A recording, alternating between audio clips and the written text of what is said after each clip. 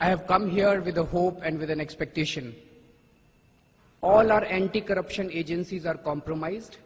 Some very well-educated people believe कि कानून से क्या होगा? What can a law do? They are wrong. Laws are extremely important. Myself, Kiran Bedi, Justice Santosh Hegde, Prashant Bhushan and Shanti Bhushan. We studied all the anti-corruption laws in the last 6 months, and we concluded that our entire anti-corruption system is completely rotten. It is full of internal contradictions. I'll give you an example. CBI, before filing any FIR, before registering a case, before starting any investigation, any case, has to take permission from the same people who are accused in that case. It has to take permission from the minister of that particular department. So in National Highways Authority of India, there was an additional secretary level officer. He was raided by CBI. There was huge amount of unaccounted cash that was found in his house. But CBI could not register an FIR because they needed permission from Kamal Nath, who was the minister in charge. And obviously Kamal Nath did not give permission to register an FIR, despite the fact that so much of unaccounted cash was found in his house. This is the kind of system that we have, where we have CBI, which has the powers, but it does not have, it is not independent, and it has to take permission from the very same people who are accused in most of these cases. Second, we have CVC, Central Vigilance Commission, who has a total staff of 232 people, and it has to investigate corruption in 1,500 government departments, almost 40 lakh government employees.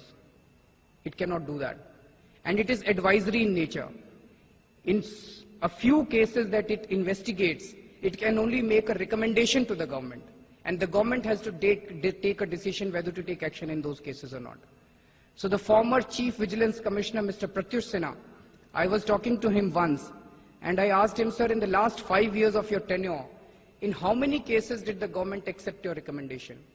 And he said that whenever I asked for prosecution of that officer, that is whenever he felt that officer ought to go to jail, the recommendation was not accepted even in a single case. Whenever he recommended that the officer should be dismissed from the job, the officers were let off with a warning. So as Mr. N. Vittal used to always say, that corruption is a high profit, zero risk business in our country. And that is the reason that we have so much of corruption. We have multiplicity of agencies, but we do not have even a single agency which is empowered and which is independent of the government. Is there a way out? Yes, there is a way out. In Hong Kong, in 1970s, there was so much of corruption that there was a collusion between the police and the mafia. The crime went up very high, and lakhs of students came on the streets, which forced the government to set up an independent commission against corruption, ICAC Hong Kong. You can do a Google search and find out about them. ICAC was given complete powers, they were given complete independence, and they were given full resources.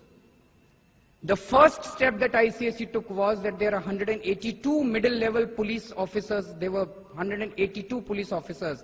They sacked 120 officers out of that. And a message went all across the bureaucracy that now corruption will not be tolerated in the country. And it is only and only because of ICAC that today Hong Kong is one of the most honest places.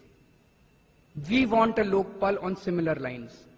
We have borrowed very heavily from many other countries, the best practices from all across the country, the best practices in our country, and we drafted something called Jan Lokpal Bill.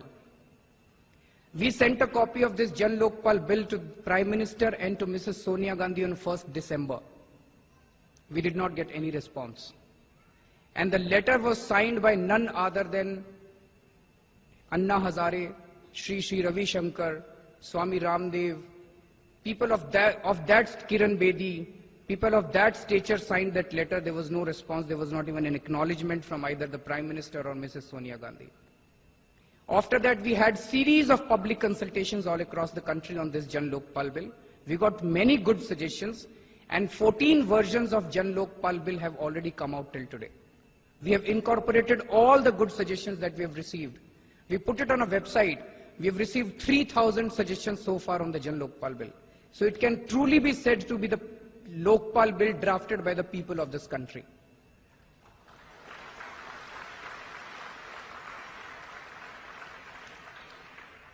From 1st December to 31st March, Anna Hazare wrote a few letters to Mrs. Gandhi seeking an appointment to request her to accept this Jan Lokpal bill. There was not even an acknowledgement of his letters. We met almost all the political leaders in this country. We met Mr. Advani, Mrs. Sushma Swaraj, Arun Jaitley.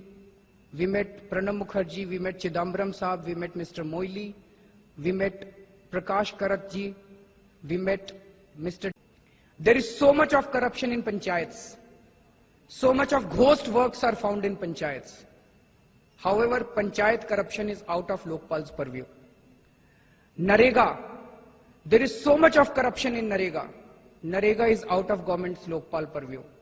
There is so much of corruption in public distribution system. Many studies show that almost 80% of 30,000 crore subsidy, annual subsidy, is siphoned off. That is also outside government's Lokpal purview. There is medicines in government hospitals are siphoned off. That is also outside the purview of government's Lokpal bill. The roads in cities and villages, they are constructed and they come off within a few days because there is corruption in the roads. That is also outside Lokpal's purview. The municipal corruption, that is also outside government's Lokpal purview. Adarsh housing scam, Commonwealth Games scam, Reddy scam, Reddy Brothers scam, mining scam, Taj Corridor scam, fodder scam, Jharkhand Mukti Morcha scam, cash for vote scam, Yamuna Expressway scam. All this is outside government's Lokpal bill's purview.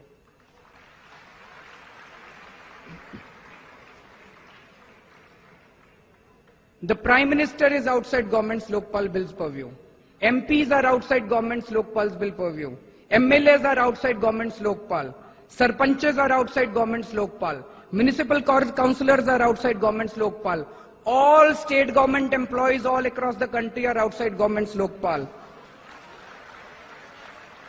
All groups B, C and D employees of central government are outside government's Lokpal. What is inside government's Lokpal?